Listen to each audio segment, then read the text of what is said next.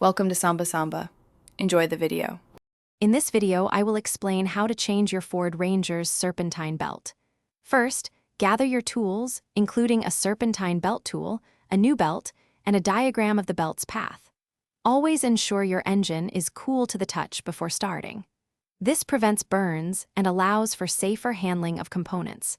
Having the diagram handy will be crucial for correct reinstallation. Now, let's remove the old belt. Use your serpentine belt tool to rotate the tensioner pulley clockwise, which will release the tension on the belt. Once the tension is off, carefully slip the old belt off all the pulleys. Take a moment to inspect each pulley for any signs of wear, cracks, or damage. This is a good time to address any issues before putting on the new belt. With the old belt off and pulleys inspected, it's time for the new one.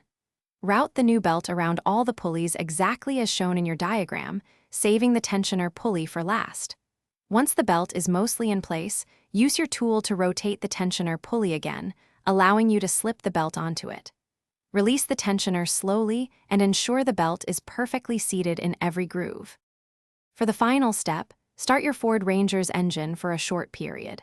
Listen carefully for any unusual noises, squeaks, or wobbles, which could signal an incorrectly installed belt.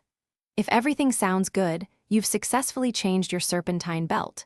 Remember to check the description for a link to the simple path to wealth and other great deals that can help you on your financial journey.